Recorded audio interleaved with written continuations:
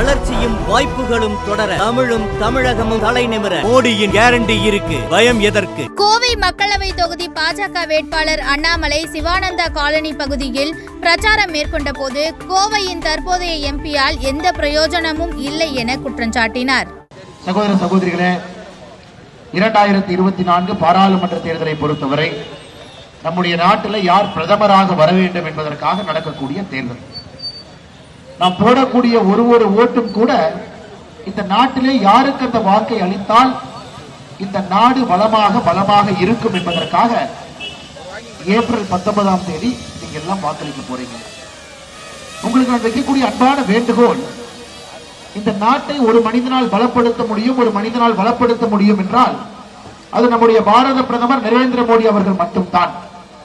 அதனால் நீங்க போடக்கூடிய அந்த ஓட்டு நீங்க சாதாரணமா போடலீங்கம்மா. 2 மணி நேரம் எடுத்து வீட்டிலிருந்து கிளம்பி வாக்குச்சாவடிக்கு போய் வாக்குச்சாவடியில் அங்க நின்று அதன் பிறகு யோசிச்சு ஓட்டு போட்டு வர்ற உங்க வீட்டில இருந்து ஓட்டு போட்டுட்டு வர்ற ஒரு 2 மணி நேரம் குறைந்தபட்சம் ஆகும். அப்படி இருக்கும் பொழுது 2 மணி நேரம் உங்களுடைய வாழ்க்கையில ஒரு வாக்கு செலுத்துவதற்காக நீங்கள் ஒதுக்கும் பொழுது அந்த ஓட்டு சரியான ஓட்டாக இருக்க வேண்டும், சரியான வாக்காக இருக்க வேண்டும், சரியான நபருக்கு சென்று சேர வேண்டும் என்பது எங்களுடைய அன்பான வேண்டுகோள். காரணம், கண்ணு கெட்டிய தூரம் வரை நம்முடைய நாட்டை வளப்படுத்தவோ எதிர்கட்சி கூட்டணியில் இருக்கக்கூடிய எந்த ஒரு தலைவனும் கண்ணு கெட்டிய தூரம் வரை இல்லை. பலப்படுத்தவும் சரி வளப்படுத்தவும் சரி நம்மிடம் இருக்கக்கூடிய ஒரே ஒரு வாய்ப்பு 2024 பாராளுமன்ற தேர்தலில் தாமரை சின்னத்திற்கு தேசிய ஜனநாயக கூட்டணி சார்பாக நாம் வாக்களிக்க வேண்டிய கட்டாயம் நமக்கு இருக்கின்றேன். கோயம்புத்தூரை வளப்படுத்த வேண்டும், வளர்ச்சி பாதையில் எடுத்து செல்ல வேண்டும். மோடி அவர்கள் இருக்கும் பொழுது கோயம்புத்தூருக்கு ஒரு புதிய பரிமாண வளர்ச்சியை கொடுக்கும்.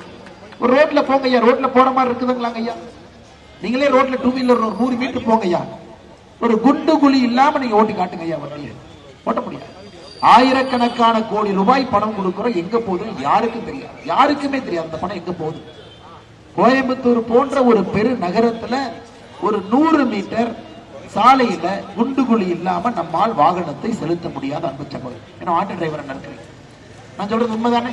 நீங்க சொல்லுங்க, உங்க வண்டிக்கு எவ்வளவு தூரம் ரிப்பேர் ஆகுது, எவ்வளவு போய் நீங்க ஸ்பிரிங்க்லர் ரிப்பேர் பண்ணிட்டு வர்றீங்க.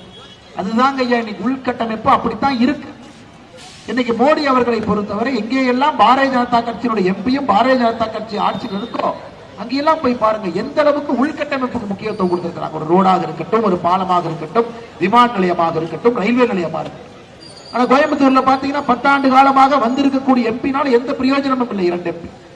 அதனால் எங்களுக்கெல்லாம் நாங்கள் வைக்கக்கூடிய அன்பார்ந்த வேண்டுகோள், வளமான இந்தியாவை, வளமான கோவையை உருவாக்க நீங்கள் உங்களுடைய அன்பு தம்பி அண்ணாமலைக்கு தேசிய ஜனநாயக கூட்டணி சார்பாக தாமரை சின்னத்துல ஏப்ரல் 19ஆம் தேதி நீங்கள் வாக்களிக்க வேண்டும் என்கின்ற வேண்டுகோளை வைத்து நீங்க வந்திருக்கக்கூடிய எல்லா நண்பர்களுக்கும், குறிப்பாக நம்முடைய கூட்டணி கட்சி நண்பர்கள் எல்லாம் வந்திருக்காங்க.